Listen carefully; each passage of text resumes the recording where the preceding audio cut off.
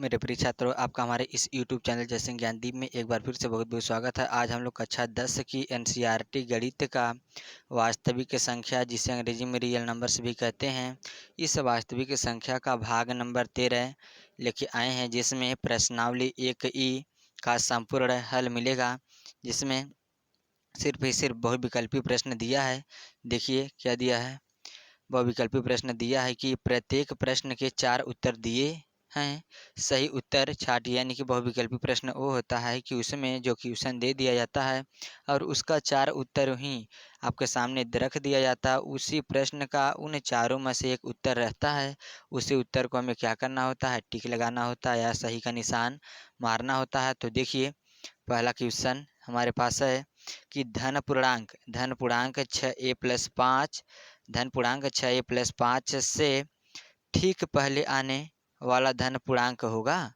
दिया है धन पूर्णांक 6a+5 से ठीक पहले आने वाला धन पूर्णांक होगा। देखिए इसमें 4 विकल्प है। पहला 5a+4 है और दूसरा 6a+4 है, तीसरा 15a+4 है, चौथा 5a+6 है।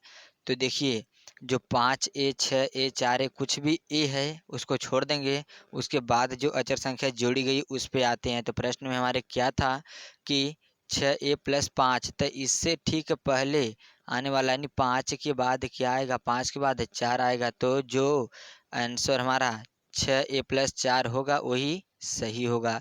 तो 6a+4 कौन है, 6a+4 दूसरा आते हमारा दूसरा क्या है, करेक्ट है, यही सही है। अब क्वेश्चन नंबर 2 देखिए, दिया है कि अपरिमेय संख्या है। अब इसमें भी 4 विकल्प दिया है। पहला है 22/7, दूसरा है पाई, तीसरा 0.69, तीसरा 5/16। इस चारों में से बताना है कि अपरिमेय संख्या कौन है। तो देखिए ये वाला 22/7 परिमेय है, क्योंकि p/q के रूप में है, और ये पाई होती है अपरिमेय। पाई तो अपरिमेय है, इसको मार देते हैं सही, ये अपरिमेय है। और 0.69 ये क्या है, ये भी परिमेय हो जाएगी। इस समय तो दशमलव रूप में है, लेकिन जब इसको हम परिमेय में चेंज करना चाहेंगे तो इसको परिमेय में चेंज कर देंगे। और ये वाला 5/16 तो भी परिमेय है। क्यों, क्योंकि 5/16 है, इस 16 का वर्गमूल कितना होगा, 4 होगा। तो हल करेंगे तो 5/4 आ जाएगा, इसलिए यह परिमेय संख्या है। तो हमें बताना क्या था कि इसमें चारों में अपरिमेय कौन है। तो अपरिमेय क्या हमारा है, पाई है। इसी क्रम में क्वेश्चन नंबर 3 देखिए क्या दिया है। दिया है कि संख्या 4 करड़ी में 3 है, क्या है, पूर्णांक है कि परिमेय है कि अपरिमेय है कि इनमें से कोई नहीं है। तो जो करड़ी में होती हैं वो क्या होती हैं, अपरिमेय संख्याएं होती हैं। तो हम निश्चित ही बता सकते हैं क्या होना चाहिए, ये अपरिमेय होना चाहिए। क्या है, अपरिमेय है। इसी क्रम में प्रश्न नंबर 4 देखिए क्या दिया है। दिया निम्नलिखित परिमेय संख्याओं में से निम्नलिखित परिमेय संख्याओं में से परिमेय संख्या होगी। दिया है निम्नलिखित परिमेय संख्या, यानी कि ये तो करड़ी में दिया है, पूरा अपरिमेय होना चाहिए। अब इसी में से परिमेय हमको छांटना है। ये सब क्या है, ये अपरिमेय रहेगा। इन अपरिमेय संख्याओं में से चारों में से क्या करना है, हमें परिमेय छांटना है। तो इसका वर्गमूल नहीं ले पाएंगे, इतना ही रह जाएगा। इसका देखिए करड़ी में 1 का वर्गमूल क्या होता है, 1 ही होता है। तो इसमें परिमेय कौन होगी, ये 1 होगी। इसी प्रकार प्रश्न नंबर 5 देखते हैं क्या दिया है। प्रश्न नंबर 5 दिया है कि निम्नलिखित में परिमेय संख्या है, इसमें भी परिमेय संख्या बताना है।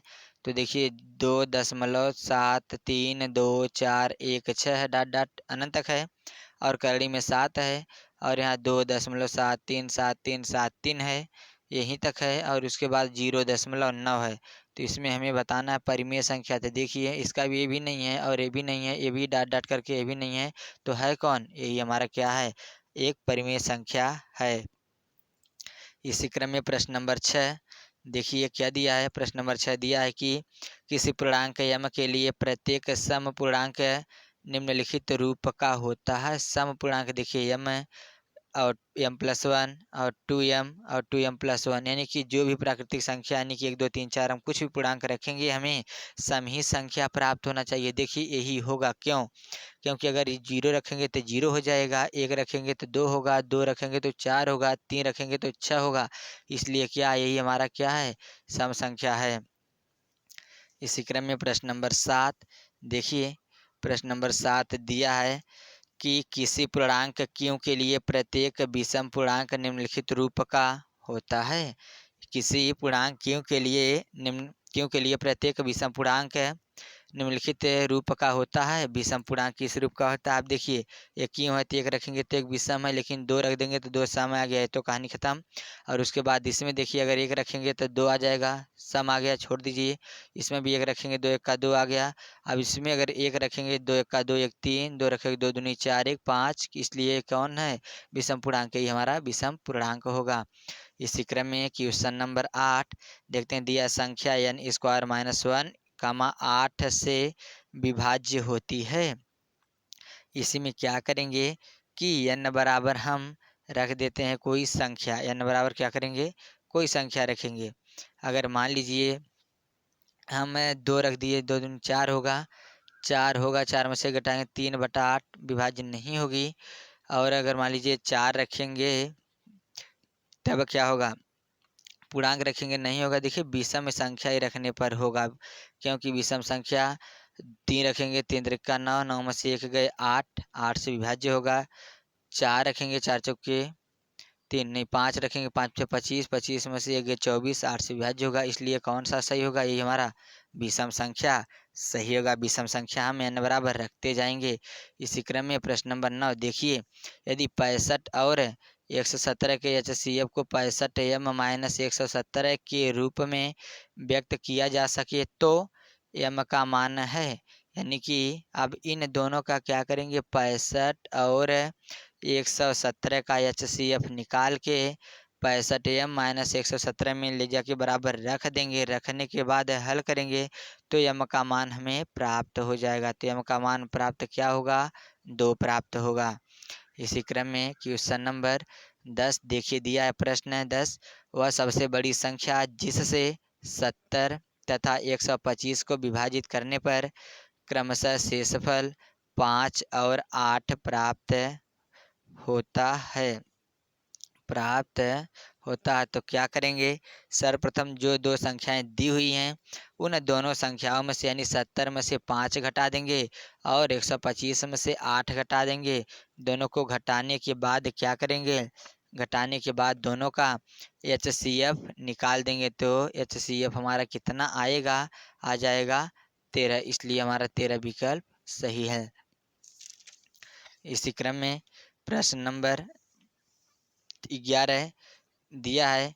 यदि दो धनात्मक पूर्णांकों a और b को a बराबर एक्स क्यूब वाई स्क्वायर और b बराबर एक्स वाई क्यूब के रूप में व्यक्त किया जाए, जहां x और y अभाज्य पूर्णांक हैं, तब मस ए बी है। यानी कि दिया है कि यदि दो धनात्मक पूर्णांकों a और b को a बराबर एक्स क्यूब वाई स्क्वायर और b बराबर एक्स वाई क्यूब के रूप में व्यक्त किया जाए, जहां एक्स और वाई क्या अभाज्य संख्याएं हैं, तब मस ए बी, यानी कि तब उस ए बी का मस ज्ञात करना है।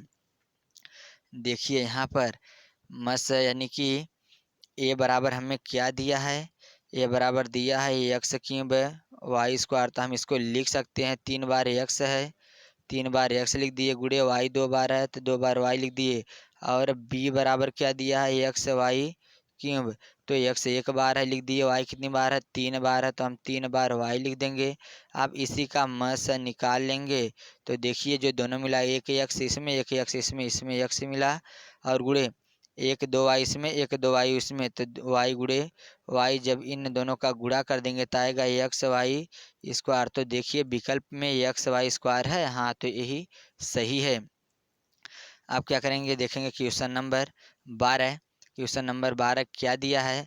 दिया है कि यदि दो धनात्मक पूर्णांकों p और q को p बराबर a b स्क्वायर और q बराबर a क्यूब b के रूप में व्यक्त किया जा सकता है, जहां a और b अभाज्य संख्याएं हैं, तो लस यानी p q का क्या ज्ञात करना है? लस ज्ञात करना है। तो देखिए ए पी और क्यू बराबर में ए सबसे ज़्यादा किस में है? इसमें है, 3 थे, तो ये क्यूब हो जाएगा। और दोनों में बी सबसे ज़्यादा कितना है? तो बी स्क्वायर है। तो हमारा आंसर क्या आएगा? ए क्यूब बी स्क्वायर। तो ए क्यूब बी स्क्वायर कहाँ है? तीसरा सही है। इसी क्रम में क्वेश्चन नंबर 13 देखिए दिया है कि एक ऋणात्मक परिमेय संख्या तथा एक अपरिमेय संख्या का गुणनफल होता है। एक ऋणात्मक परिमेय संख्या लेंगे और एक अपरिमेय संख्या लेंगे, दोनों का गुणा करेंगे तो सदैव अपरिमेय संख्या या सदैव परिमेय संख्या, परिमेय या अपरिमेय संख्या या फिर एक आता है। इसके बारे में हम क्या करेंगे, जानकारी लेंगे तो कि क्या आता है, इन चारों संख्याओं में से क्या प्राप्त होता है। तो जब हम एक परिमेय संख्या का एक अपरिमेय संख्या से गुणा करते हैं तो सदैव हमें क्या मिलता है, अपरिमेय संख्या ही मिलती है। इसी क्रम में क्वेश्चन नंबर 14 जो कि अंत की ओर चलते हैं। प्रश्न नंबर 14 दिया है, वह छोटी से छोटी संख्या जो 1 से 10 दोनों सम्मिलित तथा तब की सभी संख्याओं के विभाज्य है। यानी कि वह छोटी से छोटी संख्या ज्ञात करना है जो 1 से 10 तक क्या है, दोनों सम्मिलित है, 1 और 10 भी उसमें सम्मिलित हैं, तक की सभी संख्याओं से विभाज्य हो जाए। अब ऐसी हमें संख्या बताना है कि 1 से लेकर 10 तक सभी संख्या से वह संख्या विभाज्य हो जाए। तो क्या करेंगे, लिखेंगे वह संख्या 1 2 3 4 5 6 7 8 9 10 इतना लिखने के बाद इसी का लस निकाल लेंगे। तो जब लस निकालेंगे तो लस हमें कितना प्राप्त हो जाएगा, लस हमें मिल जाएगा 25 20। तो 25 20 है तो ही सही है। इसी क्रम में देखते हैं प्रश्न नंबर लास्ट यानी कि 15वां क्वेश्चन है जो कि इस प्रश्नावली का अंतिम क्वेश्चन है। दिया है कि परिमेय संख्या 14,587/1250 का दशमलव प्रसार निम्नलिखित किन दशमलव स्थानों के बाद समाप्त हो जाएगा। यानी कि अब 14,587 में 1,250 से भाग देंगे तो भाग देने के बाद देते जाएंगे तो उसमें जब 4 अंक आएगा दशमलव के बाद 4 अंक पे क्या होगा, कट जाएगी वो संख्या, तो उत्तर हमारा क्या हो जाएगा 4। तो आज की वीडियो में बस इतना ही। और ये जो वास्तविक संख्या हमारी थी, वास्तविक संख्या रियल नंबर, ये आज समाप्त होती है इस वीडियो में। तब तक अब अगले वीडियो लेके आएंगे जो कि अध्याय 2 होगा, बहुपद यानी पॉलिनॉमियल से स्टार्ट करेंगे। पहले तो उसका क्या होगा कि उसके बारे में नहीं, उसकी बेसिक नॉलेज, बेसिक फार्मूला जो भी होता है वो 1 और 2 भाग में लगभग वो कंप्लीट करेंगे। उसके बाद क्या करेंगे, फिर चैप्टर वाइज चालू करेंगे। तब तक के लिए धन्यवाद।